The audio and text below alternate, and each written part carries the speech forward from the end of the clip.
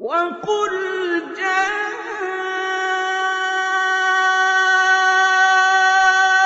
الحق وزهق الباطل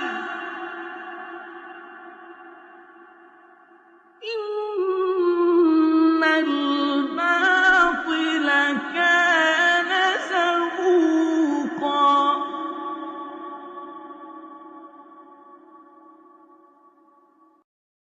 என்னுடைய ஹபீப் வந்த நாள் உங்களுக்கு பெருநாள் இல்லையா?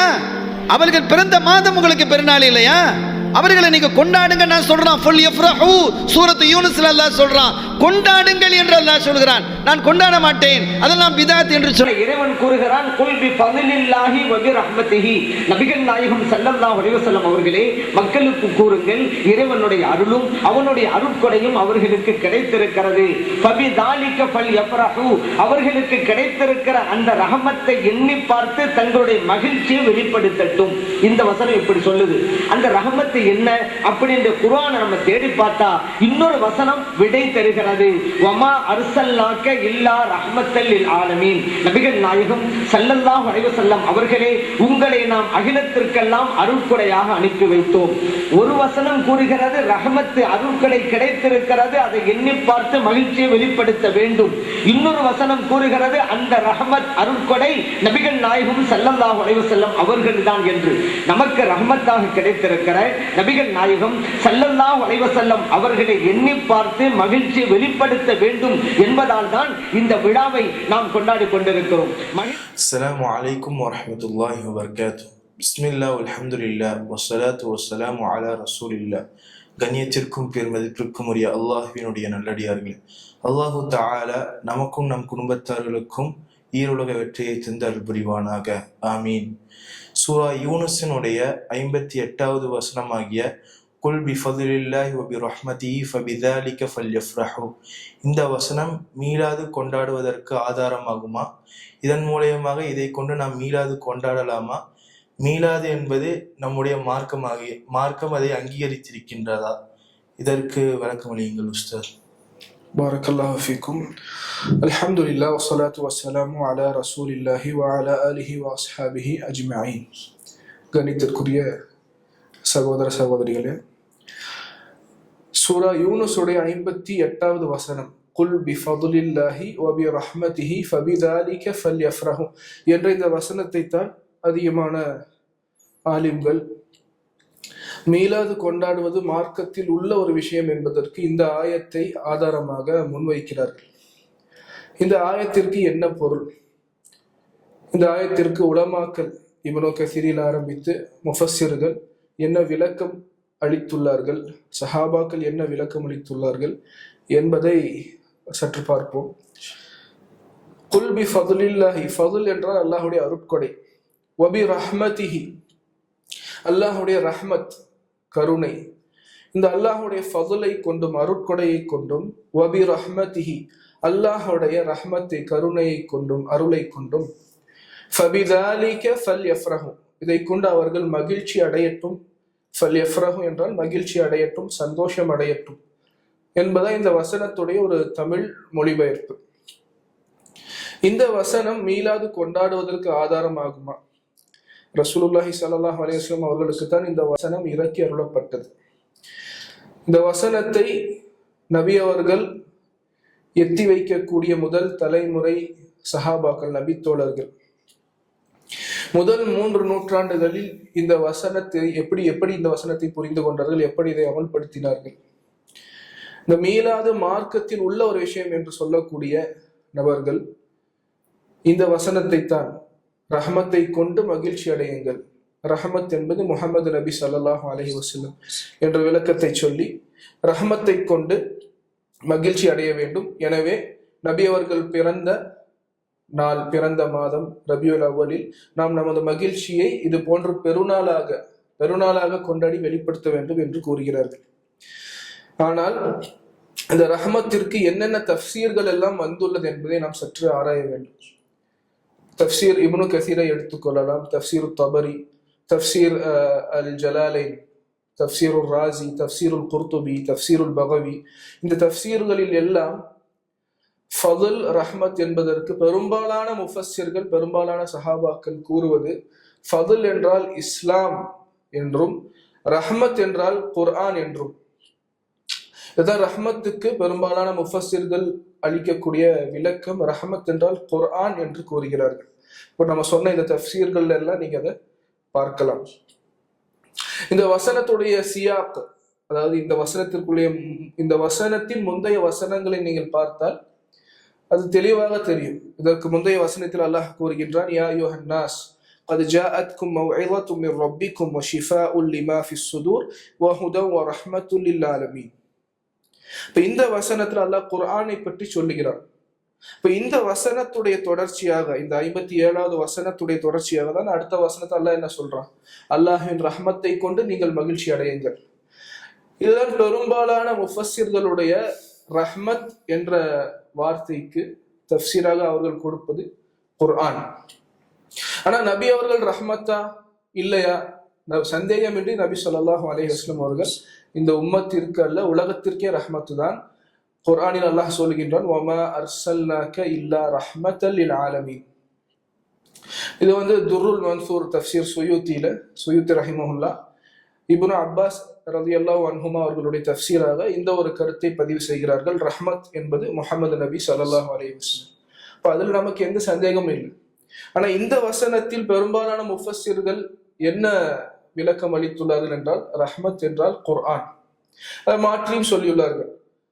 சில முஃபஸ்ஸிர்கள் ஃபதுல் என்றால் குர்ஆன் என்றும் ரஹ்மத் என்றால் இஸ்லாம் என்றும் இந்த மாதிரி தஃப்சீர்கள் இருக்குது. இப்ப இந்த வசனத்தை கொண்டு மீலாது கொண்டாடுகிறவர்கள், அவர்களுக்கு நாம் முன்வைக்கக்கூடிய கேள்வி என்னவென்றால், இந்த வசனம் புரிந்த சஹாபாக்கள் இதை கொண்டாடி உள்ளார்களா? எப்படி கொண்டாடி உள்ளார்கள்? இப்போ ஹதீஸ் தொகுப்புகள், சஹீஹுல் புகாரியா இருக்கட்டும், சஹீஹ் முஸ்லிமா இருக்கட்டும், ஹதீஸ் கிரந்தங்கள் இருக்கட்டும், மசாயில்கள் மதுஹபுகளுடைய ஃபிக்ஹ் கிதாபுகளா இருக்கட்டும், ஈதுல் ஃபித்ருடைய சுன்னத்துகள் ஆதாபுகளுக்கு என்று தனி பாடங்கள் ஒதுக்கப்பட்டிருக்கிறது. ஈதுல் ஃபித்ர் ரமதான் முடிந்து அந்த பெருநாளை, ஃபித்ருடைய பெருநாள். அது போன்று ஈதுல் அத்ஹா, துல் ஹஜ்ஜுடைய 10வது பிறை ஈதுல் அத்ஹா, பக்ரீத் பெருநாள் சொல்லக்கூடிய அந்த பெருநாள், அதற்குண்டான ஆதாபுகள் என்ன, அந்த பெருநாளில் என்னென்ன சுன்னத்துகள் இருக்குது, என்னென்ன வாஜிபுகள் இருக்குது, என்னென்ன ஒழுக்கங்கள் பேரணும், இதற்கென்று பாடங்கள் தனியாக ஒதுக்கியுள்ளார்கள். ஆனா ஈதுல் மீலாத் அப்படின்னு சொல்லி எந்த மதுஹபுகளுடைய இமாமும் சரி, ஹதீஸ் தொகுப்புகளை தொகுத்த எந்த முஹத்திஸீன்களும் சரி, அதற்கென்று தனியாக பாடம் ஒதுக்கவும் இல்லை. இது ஒரு பெரிய ஆதாரம். இது மட்டுமல்ல, இப்னு ஹஜர் அஸ்கலானி ரஹிமஹுல்லா கூறுவதாக சுயூத்தி ரஹிமஹுல்லா அவர்கள் கிதாபுல சொல்றாங்க, முதல் 3 தலைமுறைகளில் இது இஹ்திஃபால் பில் மீலாத், மீலாதை கொண்டாடுவது என்பது முதல் 3 தலைமுறைகள் செய்யாத ஒரு பிதஅத் அப்படின்னு இப்னு ஹஜர் அஸ்கலானி ரஹிமஹுல்லா அவர்களே சொல்லுகிறார்கள்.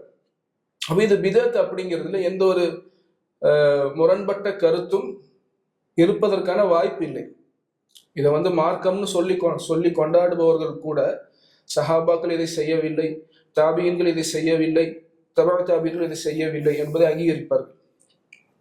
அப்போ இதுல அவர்கள் சொல்லக்கூடிய வாதம், நபி அவர்களை புகழ்வது மார்க்கத்தில் இல்லையா? புகழ வேண்டும். நபி ஸல்லல்லாஹு அலைஹி வஸல்லம் அவர்களை புகழ வேண்டும், அனுதினமும் புகழ வேண்டும். இன்னல்லாஹ வ மலாயிகத்தஹு யுஸல்லூன அலன் நபி, ஸலாத்து சொல்ல வேண்டும். நபியின் மீது அதிகமான ஸலாத்துகளை, குறிப்பாக வெள்ளிக்கிழமைகளை அதிகமாக ஸலாத்து சொல்ல வேண்டும். அதற்கு எண்ணற்ற ஃபாயிதாக்களை, பலன்களை இப்னுல் கய்யிம் தங்களுடைய கிதாபில் பதிவு செய்கிறார்கள். ஒரு முஸ்லிம், ஒரு முஃமினுடைய மிகப்பெரிய அடையாளம் நபியின் மீது வைத்திருக்கக்கூடிய நேசம். ஒரு முஃமின் 3 விஷயங்களை பெற்றிருந்தால்தான் ஈமானுடைய சுவையை அடைவார். ஒரு முஃமின் 3 விஷயங்களை பெற்றிருந்தால்தான் ஈமானுடைய சுவையை அடைவார். அந்த ஈமானுடைய இன்பத்தை பெறுவதற்கு முதல் விஷயமாக நபி ஸல்லல்லாஹு அலைஹி வஸல்லம் சொல்வது, எல்லா வஸ்துக்களை காட்டிலும், எல்லா நபர்களை காட்டிலும் அல்லாஹும் அல்லாஹுடைய ரசூலும் நமக்கு விருப்பத்திற்குரியவர்களாக இருக்க வேண்டும். இப்படி மற்ற வஸ்துக்களை, மற்ற நபர்களை, மற்ற உறவுகள் அனைத்தையும் காட்டிலும் எப்பொழுது நாம் அல்லாஹையும் அல்லாஹுடைய ரசூலையும் முற்படுத்துகிறோமோ அப்பொழுதுதான் நம் ஈமானின் சுவையை ருசிக்க முடியும், உணர முடியும், அந்த ஈமானுடைய இன்பத்தை பெற முடியும்.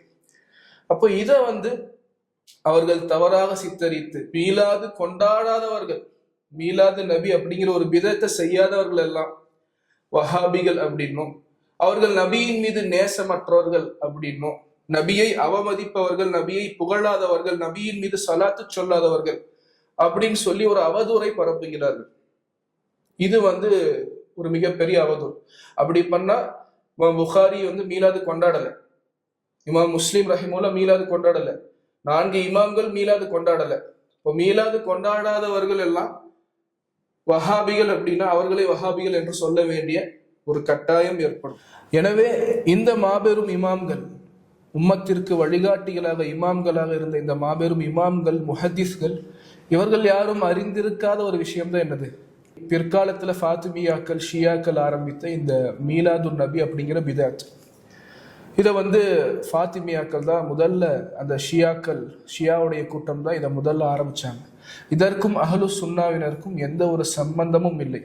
சிறப்பாக ரபியுல் அவ்வல் மாதத்திற்கென்று சிறப்பான ஒரு கொண்டாட்டமோ, சிறப்பான ஒரு மகிழ்ச்சியை வெளிப்படுத்துவது, கூட்டம் கூடுவது, அந்த நாட்களில் பிரத்யேகமாக கூட்டமாக அமர்ந்து பைத்துகள் ஓதுவது, சொலாத்து சொல்லுவது, குறிப்பிட்ட சொலாத்துகளை குறிப்பிட்ட தவணைகள் சொல்லுவது, இது எதுவுமே மார்க்கத்தில் இல்லாத விஷயம். இது சஹாபாக்களும் சரி, முதல் 3 நூற்றாண்டுகள் சலஃபு சாலிஹின்களும் சரி, இமாம்கள், முஹதீஸ்கள் யாரும் இதை அறிந்திருக்காத ஒரு விஷயம். அப்போ ஹைராக இருந்திருந்தால், மார்க்கத்தில் நன்மையுள்ள நற்குலி வழங்கக்கூடிய ஒரு விஷயமாக இருந்திருந்தால் அதை அவர்கள் அமல் செய்யாமல் விட்டிருக்க மாட்டார்கள். அவங்க செய்யாத ஒரு நன்மை பிற்காலத்துல நாம செய்யறோம் அப்படிங்கிறது அப்படி ஒரு நன்மை இல்லை. மார்க்கத்தில் எந்த வாஜிபான, எந்த முஸ்தஹப்பான விஷயமாக இருந்தாலும், எந்த நல்லமல்களாக இருந்தாலும் அதை முதல் 3 தலைமுறையினர் சலஃபு சாலிஹின்கள் செய்யாமல் விட்டதில்லை. அனைத்து நன்மைகளின் பக்கமும் அவர்கள் நம்மை காட்டிலும் மிகவும் முந்தியவர்களாகவே இருந்தார்கள். நபி ஸல்லல்லாஹு அலைஹி வஸல்லம் அவர்களை காட்டிலும், சஹாபிகளை காட்டிலும் யாரும் நேசித்தவர்கள் இல்லை. இப்போ அவங்க ரபியுல் அவ்வல்ல பிரத்யேகமாக என்ன பண்ணல. எனவே பிற்காலத்தில் வந்தவர்கள், சஹாபாக்களை விட நாங்கள் நபியை அதிகமாக நேசிக்கின்றோம், அவர்களை விட நாங்கள் நபியின் நேசத்தை வெளிப்படுத்துபவர்கள் அப்படிங்கிற ஒரு வாதத்தை முன்வைக்க முடியாது. அது ஒரு முட்டாள்தனமான ஒரு வாதம். சஹாபாக்கள் நபி ஸல்லல்லாஹு அலைஹி வஸல்லம் அவர்களுடைய இன்ப துன்பங்களில், கஷ்டங்களில், எல்லா தருணங்களிலும் நபியுடன் இருந்து, நபியுடன் போர்களை செய்து, தியாகங்களை செய்தவர்கள், உயிர்களை நீத்தவர்கள் சஹாபா பெருமக்கள். மஹப்பத்து ரசூலில்லா, ரசூலுல்லாஹுவின் நேசம் அவர்களை விட நமக்கு அதிகமாக இருப்பதற்கு வாய்ப்பில்லை. அந்த சஹாபாக்கள் கூட ரபியுல் அவ்வல் மாதம் வந்துவிட்டால் பிரத்யேகமான ஒன்று கூடி பிரத்யேகமாக கொண்டாட்டங்களை வெளிப்படுத்துவது, அதை பெருநாள் போன்று கொண்டாடுவது, அந்த நாட்களில் பிரத்யேகமாக கவிதை பாடுவது, அப்படி ஒரு வழக்கம் சஹாபாக்களுடைய காலங்களில் இருக்கவில்லை. இதை நாம் அடிப்படையாக புரிந்து கொள்ள வேண்டும். இதைத்தான் இப்னு ஹஜர் அஸ்கலானி ரஹிமஹுல்லா தெளிவாக சொல்லுகிறார்கள். முதல் 3 அல் குரூன் அஸ்ஸலாஸ, முதல் 3 நூற்றாண்டுகளில், முதல் 3 தலைமுறைகளில் இது வழக்கத்தில் இல்லாதது. பிறகு வந்த ஃபாத்திமியாக்கள் தான் இதை புதிதாக, அந்த ஷியா கூட்டம் தான் இதை ஆரம்பிக்கிறது. இந்த ஒரு மீலாது கொண்டாடக்கூடிய இந்த ஒரு வழக்கத்தை ஷியாக்கள் தான் துவங்கி வைக்கிறார்கள். இதை நாம் அடிப்படையில் புரிந்து கொள்ள வேண்டும். இந்த வசனம் சூரா யூனுஸுடைய இந்த வசனம் 58வது வசனம், குல் பி ஃபதுலில்லாஹி வ பி ரஹ்மத்திஹி ஃபபிதாலிக ஃபல்யஃப்ரஹு, அல்லாஹ்வுடைய ஃபதுலை கொண்டும் அல்லாஹ்வுடைய ரஹ்மத்தை கொண்டும் அவர்கள் மகிழ்ச்சியை வெளிப்படுத்தட்டும், மகிழ்ச்சி அடையட்டும் என்ற இந்த வசனத்தில் ரஹ்மத் அப்படிங்கிறதுக்கு முஹம்மது நபி ஸல்லல்லாஹு அலைஹி வஸல்லம் அவர்கள் மட்டும் விளக்கமாக தஃப்சீராக கொண்டு கூறப்படவில்லை. ரஹ்மத் என்பதற்கு பெரும்பாலான முஃபஸ்ஸிர்கள் குர்ஆன் என்று விளக்கம் அளித்திருக்கிறார்கள். அப்போ குர்ஆனை கொண்டு பிரத்யேகமாக ஏதாவது கொண்டாட்டத்தை வெளிப்படுத்தணும், அப்படி அவர்கள் வெளிப்படுத்துவார்களா என்றால் அது ஒரு கேள்விக்குறிதான். இந்த ரஹ்மத்திற்கு அலி இப்னு அபி தாலிப் என்கிற ஒரு தஃப்சீரும் வந்திருக்கிறது. இப்னு அப்பாஸுடைய தஃப்சீராக பி ஃபதுலில்லாஹி அப்படிங்கிறதுக்கு நபி என்றும், ரஹ்மத்திஹி அல்லாஹ்வுடைய ரஹ்மத் என்பதற்கு அலி இப்னு அபி தாலிப் என்ற ஒரு தஃப்சீரும் இப்னு அப்பாஸ் ரலியல்லாஹு அன்ஹு அவர்கள் மூலமாக அறிவிக்கப்படுகிறது. அப்ப அந்த ரஹ்மத்தை கொண்டு அவர்கள் மகிழ்ச்சி அடையட்டும் அப்படின்னா அலி ரலியல்லாஹுடைய மீலாதை அவர்கள் கொண்டாடுவார்களா? இது ஒரு கேள்வியாக இருக்குது. அல்லாஹ் குர்ஆன்ல ஈசா நபியை ரஹ்மத்னு சொல்றான். சூரா மரியமுடைய 21வது வசனம், வலினஜஅலஹு ஆயத்தல் லின்னாஸ் வ ரஹ்மத்தம் மின்னா வ கான அம்ரன் மக்தியா, ஈசாவை என்னுடைய ஆயத்தாகவும் அத்தாட்சியாகவும் அருளாகவும் ஆக்குவோம், ரஹ்மத்தாகவும் ஆக்குவோம் என்று ஈசா நபியை அல்லாஹ் ரஹ்மத் என்று சொல்கிறான். வபி ரஹ்மதிஹி ஃபபிதாலிக ஃபல்யஃப்ரஹு என்றால் இப்போ ஈசா நபியை கொண்டு மகிழ்ச்சியை வெளிப்படுத்த வேண்டுங்கிற அர்த்தம் வைக்க முடியும். நம்மளுடைய மனோ இச்சைக்கு தகுந்தவாறு அர்த்தத்தை வைத்து மனோ இச்சைக்கு தகுந்தவாறு நாம் ஒரு கொண்டாட்டங்களை புதிதாக கொண்டாடுவது அப்படிங்கிறது மார்க்கத்தில் இல்லை. இப்போ ஈசா நபியையும் கொண்டாட வேண்டும், மகிழ்ச்சி அடையட்டும் அப்படின்னா அப்போ அதில் என்ன வரும்? கிறிஸ்மஸ் கொண்டாட வேண்டியது இருக்கும். இப்போ இதைத்தான் இப்னு மஸ்ஊத் ரலியல்லாஹு அன்ஹு சொல்றாங்க, இத்தபிஉ ஆசாரனா, சஹாபாக்களாகிய நாங்கள் விட்டு சென்றதை நீங்கள் பின்பற்றுங்கள், உள்ளதை பின்பற்றுங்கள், மார்க்கத்தில் உள்ளதை பின்பற்றுங்கள். வலா தப்ததிஉ, புதிதாக எதையும் செய்யாதீர்கள், மார்க்கத்தில் புதிதாக பிதஅத்துகளை உருவாக்காதீர்கள். ஃபகத் குஃபீதும், உங்களுக்கு போதுமான பூரணமான மார்க்கத்தை தான் அல்லாஹ் உங்களுக்கு கொடுத்திருக்கின்றான் என்று இப்னு மஸ்ஊத் ரலியல்லாஹு அன்ஹு அவர்கள் சொல்லியிருக்கிறார்கள். எனவே இந்த வசனம், சூரா யூனுஸுடைய இந்த வசனம் ஒருபொழுதும் மீலாது கொண்டாடுவதற்கு ஆதாரமாகாது. இதை ரசூலுல்லாஹி ஸல்லல்லாஹு அலைஹி வஸல்லம் அவர்களும் இந்த வசனத்தை வைத்து மீலாது கொண்டாடவில்லை. சஹாபாக்களும் தாபிஈன்களும் தபஅ தாபிஈன்களும் இமாம்களும் முஹத்திஸ்களும் பெரும் மார்க்க அறிஞர்கள் யாரும் இந்த வசனத்தை மீலாது கொண்டாடுவதற்கு ஆதாரம் என்று எவரும் சொல்லவில்லை. பிற்காலத்தில் மனோ இச்சையை பின்பற்றி ஷியாக்களை பின்பற்றி ஷியா கூட்டத்தை பின்பற்றி வந்த சூஃபியாக்கள், மனோ இச்சையை பின்பற்றக்கூடிய பிதஅத்துவாதிகள் இதை என்ன பண்ணாங்க? ஒரு ஆதாரமாக எடுத்து, இந்த வசனத்தை ஒரு ஆதாரமாக எடுத்து மீலாதை கொண்டாட துவங்கினார்கள். மீலாது நபிக்கும் இஸ்லாத்திற்கும் சம்பந்தம் இல்லை. எந்த மார்க்கத்தில் எந்த இஸ்லாத்தில் நபித்தோழர்கள் இருந்தார்களோ அந்த இஸ்லாத்துக்கும் இப்போ கொண்டாடிட்டு இருக்கிற இந்த மீலாது, ரபியுல் அவ்வல் மாசமானா கொண்டாடுறாங்க இல்லையா, இந்த மீலாதுக்கும் சஹாபாக்கள் வாழ்ந்து விட்டு சென்ற அந்த இஸ்லாத்திற்கும் துளி அளவு கூட எந்த சம்பந்தமும் இல்லை. இதை முஸ்லிம்கள் புரிந்து கொள்ள வேண்டும். அல்லாஹு ஆலம். ஸல்லல்லாஹு அலா நபியினா முஹம்மத்.